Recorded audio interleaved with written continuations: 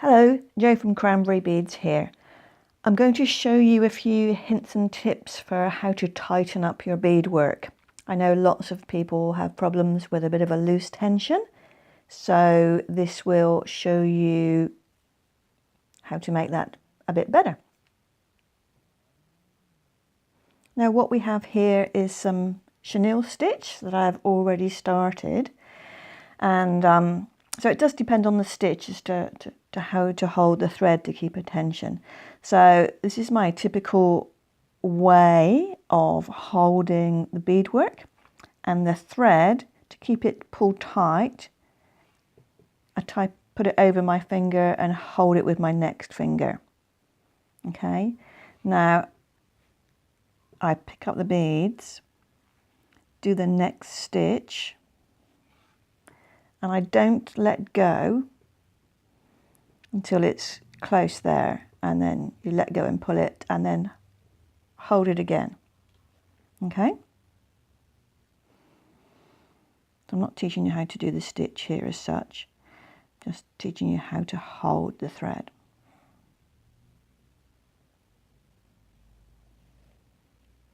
So once again, don't let go of that thread until it's the last minute, then hold it.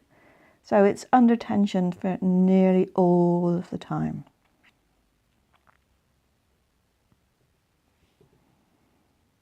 So for this stitch I need to step up. I'm going to do it at the same time. Now it does seem a bit clumsy, but it does get quicker with time. So now I'm on the next round.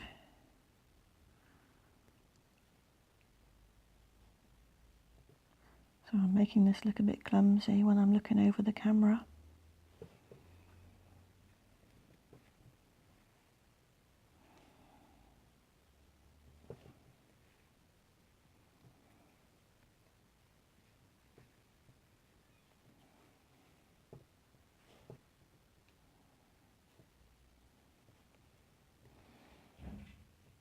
There we are. So that just keeps a nice tension on it.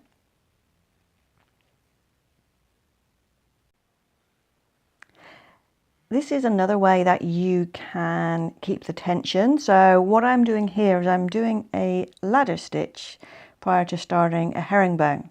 So you can see in this picture I've just added the first lot of 6 beads.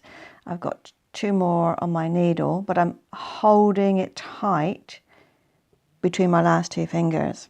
So I'll add another one. This is just a useful technique for when you're sort of working up and down. So you let it go, pull tight again. Now I need to go up to position, but now I'm going to hold it over the top. Yeah, so here I'll pick up 2 more beads, and it's still going to end up over the top, but then when I reposition it's going to come down again. 5, need 1 more set. Pull it down, reposition, pull it tight. So there we have our ladder of 6. I'm going to join it into a circle. So it just depends really which way your beadwork is turning. You can always, while you're holding it, turn it around the other way, so you don't have to hold it down the bottom, but it's always best to try and keep some tension. These are size 8 triangles, so they've got quite a big hole, so there's nothing really gripping them. Okay, so we'll go on to do our herringbone stitch. I'll just add 2 beads at a time. So here's my 2 beads. So herringbone, you go down 1, so I'm holding it below, and then you come up 1, holding it above. Pick up 2 more, pull down. This is also how a good point to remember about if you are pulling it to keep it tight. If your thread is facing down, there's not much point trying to sort of pull it up. Okay, you need to pull it in the direction it's come out of. So then you go up, hold it tight, move this thread out of the way. 2 more beads. Down. Whoops, I actually added on 3 beads. Backtrack. Oh look, you should never take the shortcut when you're backtracking. I'm going to pause to unpick. There we are, I'm back. So sometimes if the bead has got a big hole, you can get away with pushing the needle back through, but I caught the thread then, so unthread the needle, unpick. So here we are, down. Pull it down to tighten it. Hold it. And now we are going up 2 beads because this is the step up.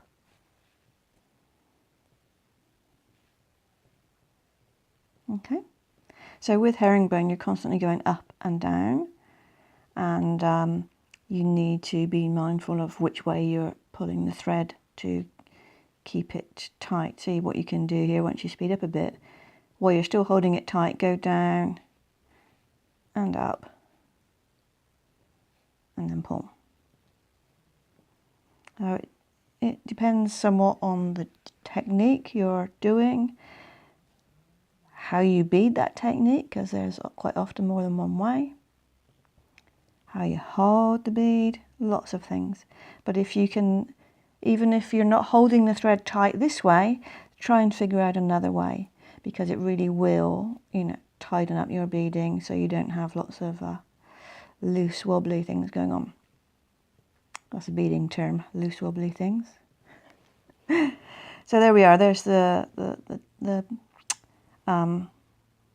ladder to start the herringbone, and then you can see the herringbone is starting to form there. Okay.